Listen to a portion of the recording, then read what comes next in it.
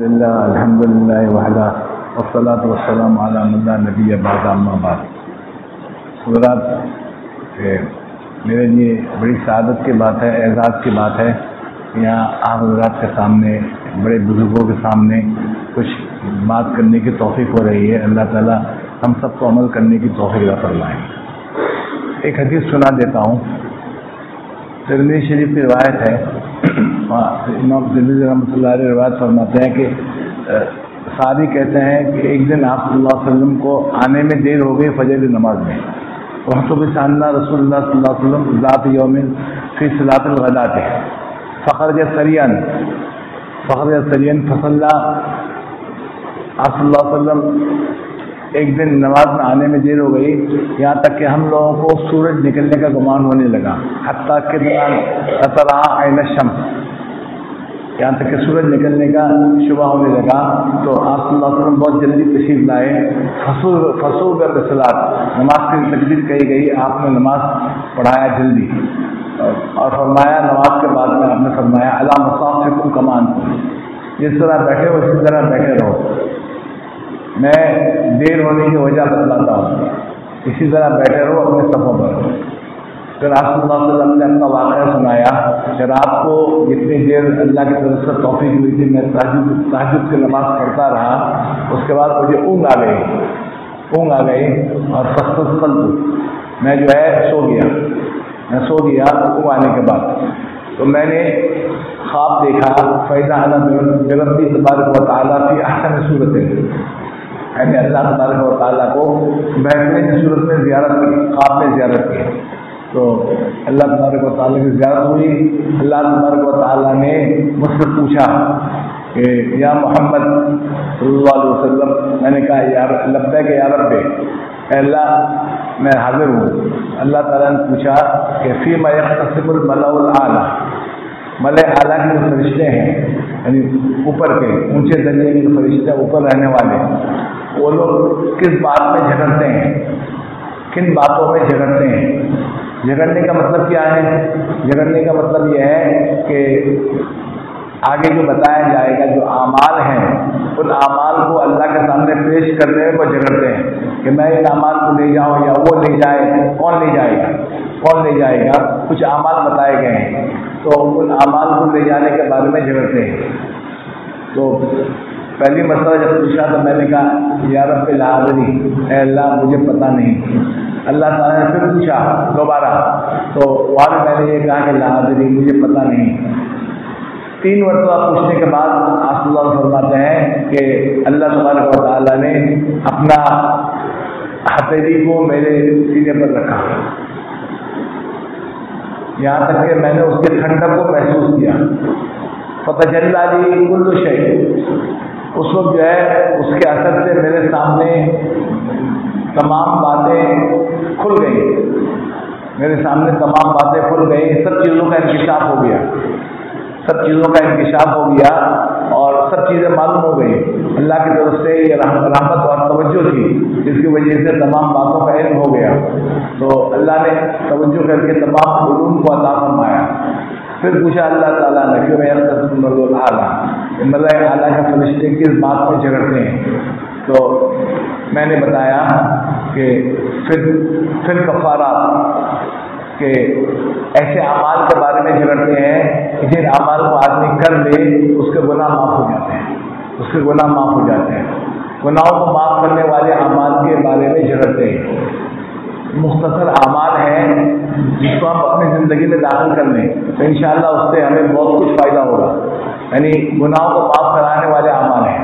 وہ کیا اعمال ہیں؟ پوچھا. اللہ تعالیٰ نے فرمایا کہ وہ کیا ہیں؟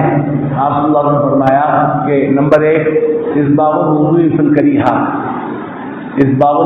الکریہات، ناگواری کی حالت میں اور ناپسندیدگی کی حالت میں وضو کو کامل طریقے سے کرنا. یعنی جب سخت ٹھنڈی ہوتی ہے اور آدمی کو پانی میں ہاتھ لگانے کو جی نہیں چاہتا ہے، ایسے وقت میں وضو کو کامل طریقے سے کرنا، یعنی سنت اور مستحبات سب سے رعایت کرتے ہوئے کرنا. ایک تو فرض ادا کر لیا وضو ہو گیا، لیکن سنن اور مستحبات کو ادا کرتے ہوئے وضو کرنا یہ جو ہے کفارہ ہے تمام گناہوں کے لیے.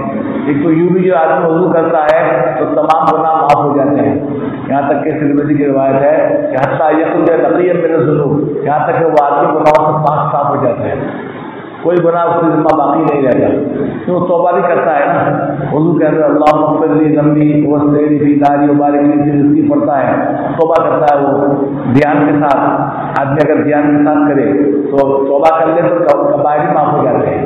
کبائر کے اندر اصول یہ ہے کہ کبائر کے لیے توبہ کی ضرورت ہوتی ہے، توبہ کی ضرورت ہوتی ہے، کبائر توبہ کے بغیر معاف نہیں ہوتے، صغائر تو معاف ہو جاتے ہیں۔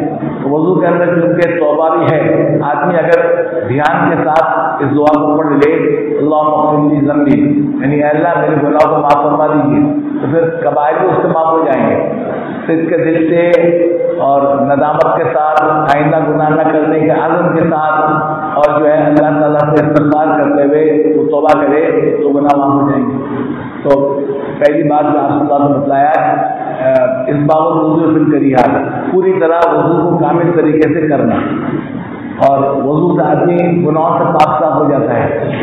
ہمارے اکابرین کے امام حنیفہ رحمۃ اللہ علیہ تھے، ان کو جو آدمی جو وضو کرتا تھا کہ جو گناہ دھلتا تھا وہ نظر آتے تھے، وہ نظر آتے تھے کہ گناہ دھل رہا ہے۔ بہرحال وضو بڑا اونچا عمل ہے، اور بڑا حدیث کے اندر میں نے جہاں تک تجربہ کیا ہے وضو کے بارے میں جو ہے یہ کہا گیا احسن الوضو، کہ خوب اچھی طرح وضو کرے، اور کسی عمل کے بارے میں مجھے یہ بات نہیں ملی کہ جس میں کہا گیا کہ فاحسن، جس نے اچھے طریقے سے کیا۔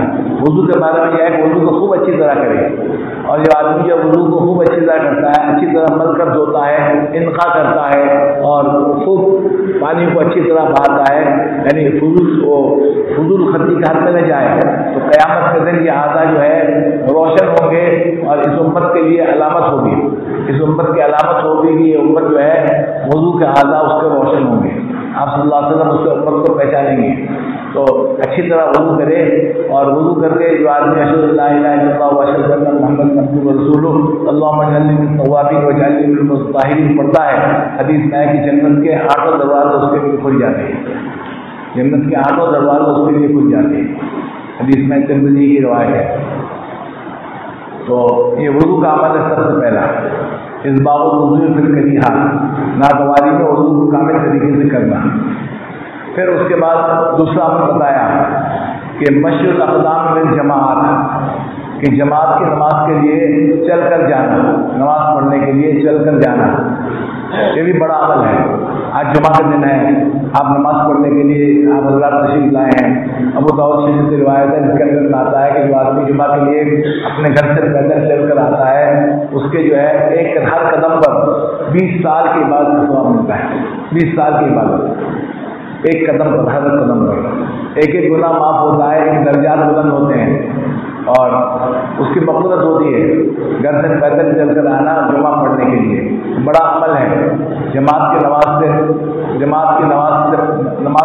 سے پڑھنے کے لیے پیدل چل کر آنا اللہ تعالیٰ کو بہت پسند ہے، اور اس پر جو ہے ہر قدم پر نیکی ملتی ہے، ہر قدم پر گناہ معاف ہوتا ہے، اور ایک درجہ بلند ہوتا ہے۔ اور حدیث میں ہے کہ بشر المشائی فی الظلم بالنور التام یوم القیامہ، کہ جو لوگ کثرت سے پیدل چل کر آتے ہیں عشاء کی نماز کے لیے، اندھیرے میں مغرب اور عشاء کی نماز کے لیے، تو ان کو جو ہے آپ خوشخبری دیجیے کہ قیامت کے دن ان کو پورا نور حاصل ہوگا، بالنور التام یوم القیامہ۔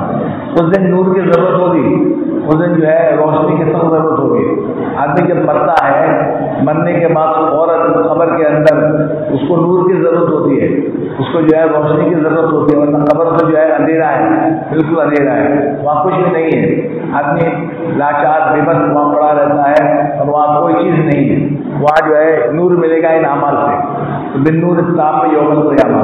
اور قیامت کے لیے پورے صراط سے گزرے گا، وہاں پر بھی اس کو روشنی کی ضرورت ہوگی، وہ بھی اندھیرا ہے، تو وہ اپنے اپنے اعمال کے مطابق روشنی ملے گی،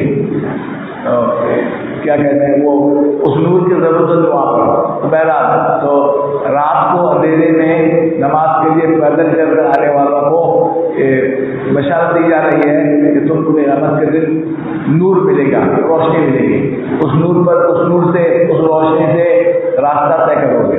تو یہ دوسری چیز ہے مشی الاقدام بالجماعت، جماعت کی نماز پڑھنے کے لیے پیدل چل کر آنا. اس وقت آپ آئے, آپ نے کتنی نیکی حاصل کر لی, کتنے گناہ معاف ہو گئے ماشاء اللہ, اور کتنے درجات حاصل ہو گئے. تو گھر اگر نزدیک ہو تو پیدل ہی آئے, اور اگر دور ہو تو گاڑی سے آئے, اس میں بھی ثواب ملے گا انشاءاللہ, اس میں بھی انشاءاللہ ثواب ملے گا. لیکن نماز پڑھنے کے لیے آئے, مسجد میں نماز پڑھنے کے لیے ضرور آئے. دوسری چیز آپ نے بتائی. تیسری چیز آپ نے بتائی کہ انتظار الصلوات بعد الصلاۃ, نماز پڑھنے کے بعد دوسری نماز کے لیے انتظار کرنا. انتظار کا مطلب یہ نہیں ہے کہ مسجد آپ بیٹھا رہے, آپ جہاں بھی ہو آپ کا دل مسجد پر لگا رہے. حدیث میں ہے نا کہ 7 آدمیوں کو قیامت کے دن عرش کے سائے میں جگہ ملے گا. سبعۃ یظلهم اللہ فی ظلہ یوم لا ظل الا ظلہ. اس میں سے ایک ہوا ہے رجل قلبہ معلق بالمساجد, جس آدمی کا قلب جو ہے مسجد میں اٹکا ہوا ہے, جس آدمی کا دل مسجد میں اٹکا ہوا ہے. ایک نماز ختم ہو گئی, اب دوسری نماز کا انتظار ہے, یہ سوچ رہا ہے کہ کب جاؤں, کب وقت ہوگا میں جاؤں گا. تو یہ انتظار الصلوات بعد الصلاۃ, نماز کے بعد دوسری نماز کا انتظار کرنا, دیر دیکھنا.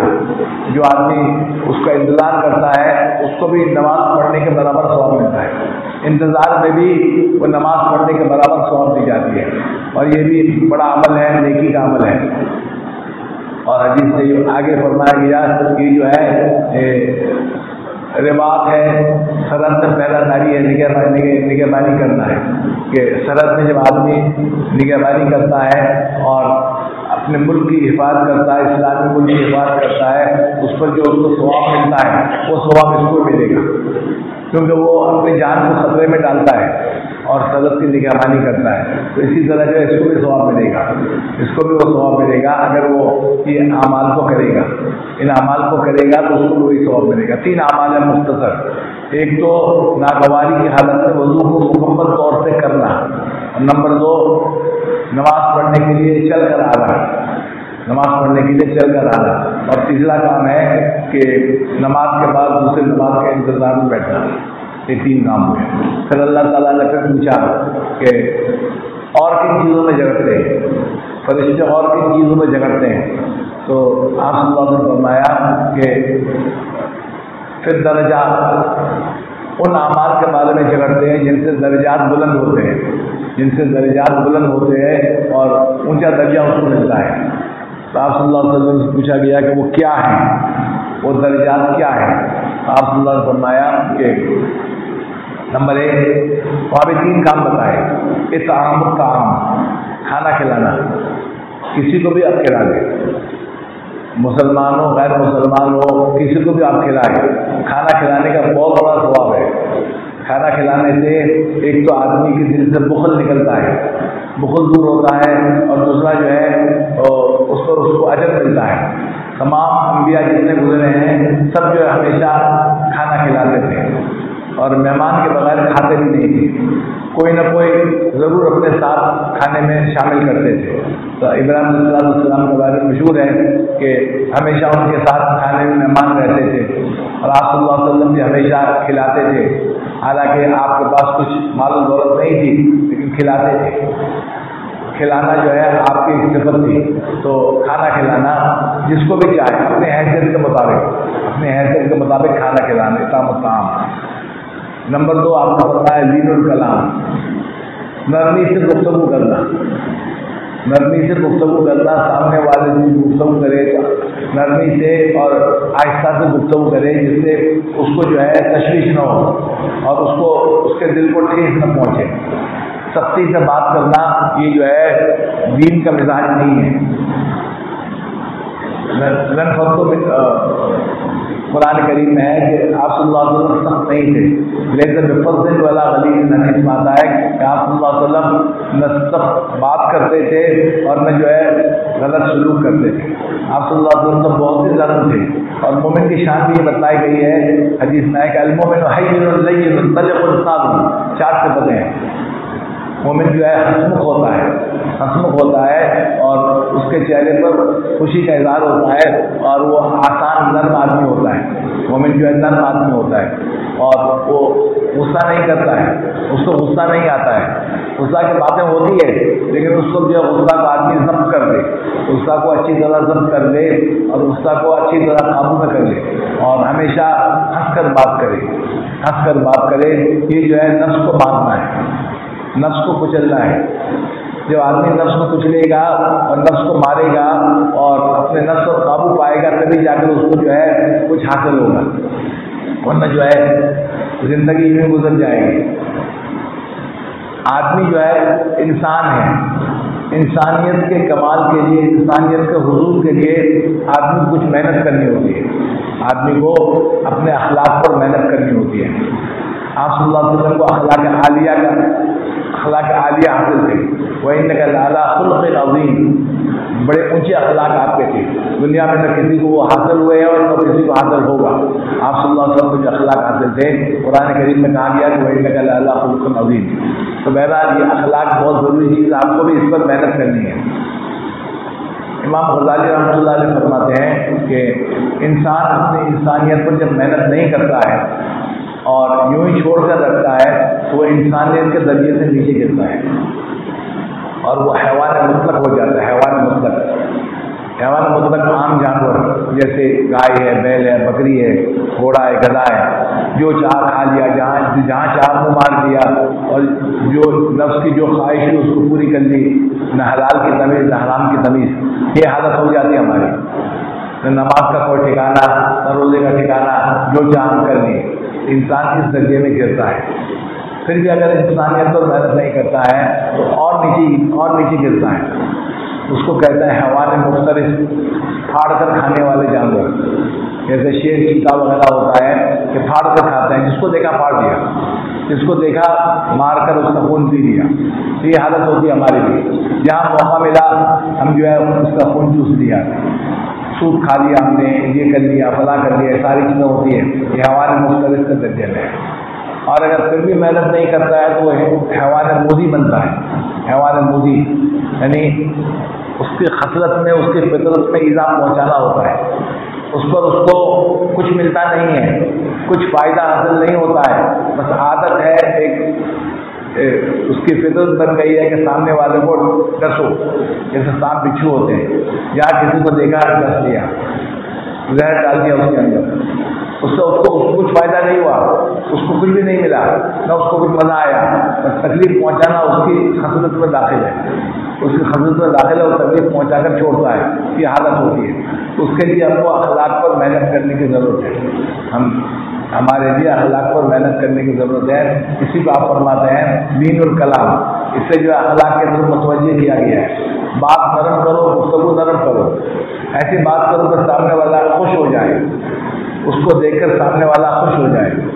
یہ نہیں کہ سامنے والے کے دل میں تکلیف پہنچے.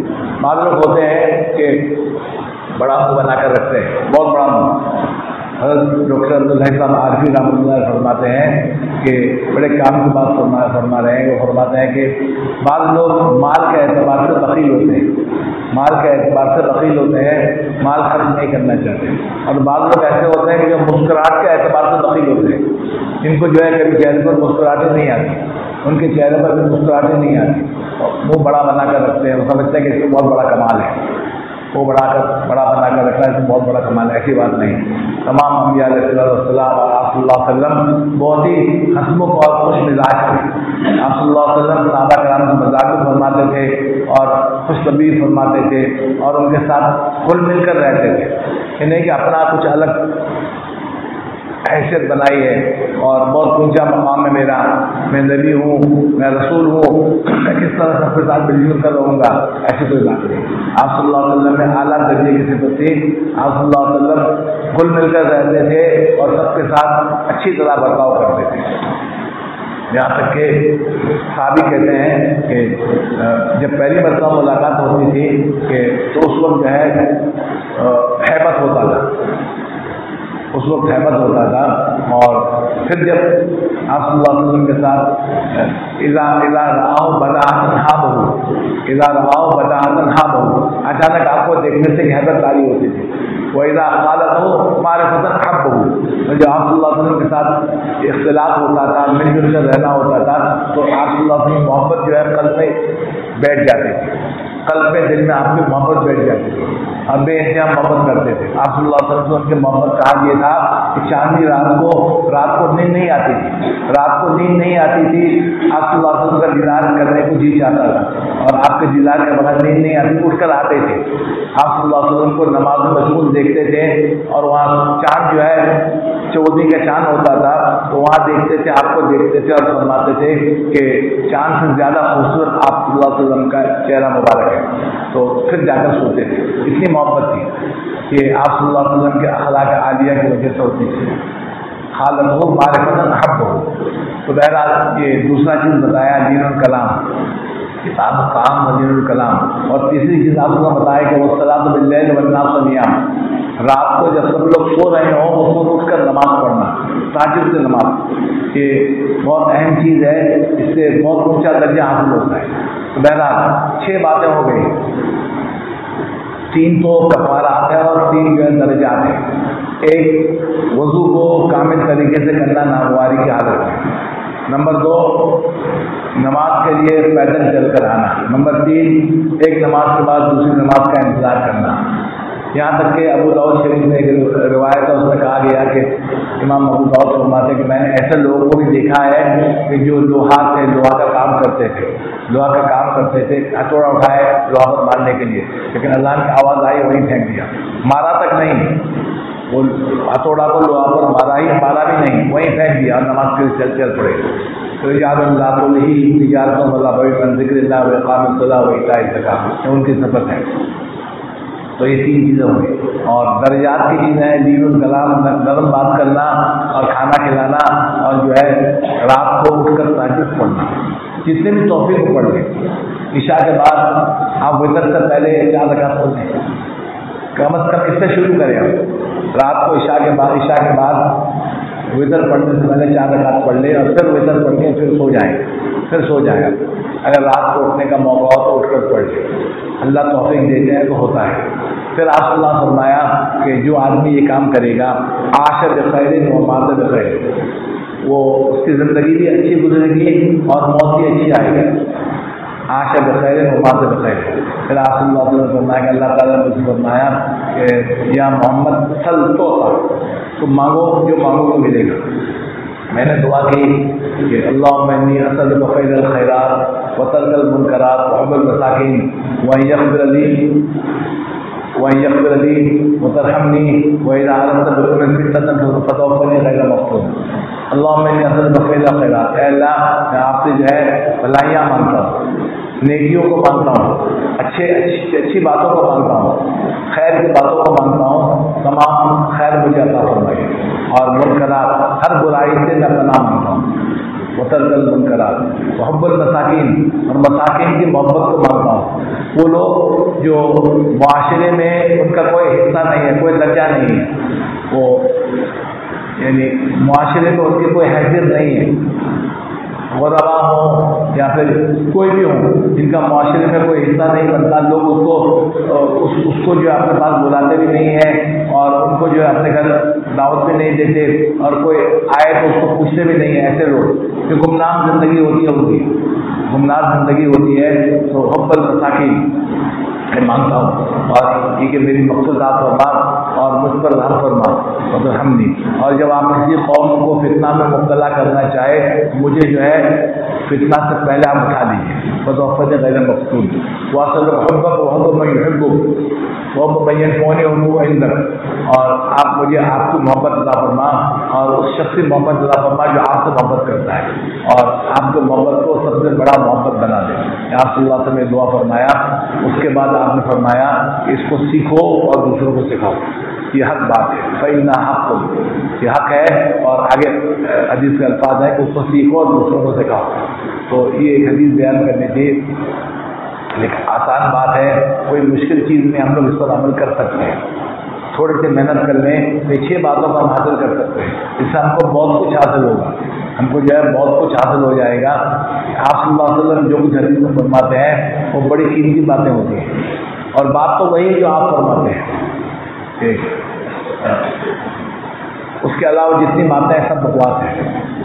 آپ صلی اللہ علیہ وسلم کی جو بات ہے وہ بات ہے، اس کے بعد پھر ہمارے جو اللہ والے ہیں ان کی باتیں ہیں، اس کے بعد جو باتیں ہماری باتیں سب بکواس ہوتی ہیں، سب بکواس ہوتی ہیں۔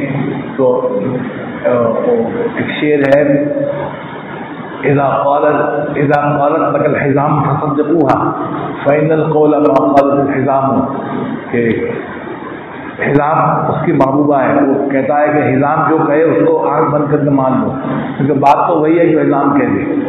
اس کو ہمارے حضرت مولانا اسد اللہ صاحب رحمۃ اللہ نے اس میں تبدیلی فرمائی اور فرمایا کہ اذا قال لك الرسول فصدقوه فإن القول ما قال لك الرسول، جب رسول کوئی بات کہے اس کو مان لو آنکھ بند کر کے، کیونکہ بات تو وہی ہے جو آپ صلی اللہ علیہ وسلم نے ارشاد فرمایا۔ آپ صلی اللہ علیہ وسلم کی باتوں کی قدر و قیمت بہت زیادہ ہے، بہت اعلیٰ ہے۔ اللہ تعالیٰ کے کلام کے بعد آپ کی باتوں کا درجہ ہے، جس کو حدیث کہتے ہیں، وہ انہی باتوں کا درجہ ہے۔ تو آپ کی باتوں کو ہم سنیں بھی اور پڑھیں بھی، اس سے ربط رکھیں، حدیث سے ہم ربط رکھیں۔ بہت ساری کتابیں ہیں اردو ملتی ہیں، ان کو ہم پڑھیں، اس پر عمل کریں، لیکن پڑھنا عمل کرنے کے لیے ہو، پڑھنا جو ہے عمل کرنے کے لیے ہو، اور اس کو اپنی زندگی میں داخل کرنے کے لیے ہو، کیونکہ یہ جو حدیث ہیں، یہ جو فضائل ہیں، یہ سب عمل کرنے کے لیے، یہ صرف سننے کے لیے نہیں، صرف سننے کے لیے نہیں۔ ہمارے کان سن کر سن ہو گئے، ہم سنتے سن ہو گئے، لیکن ابھی تک عمل میں نہیں آیا۔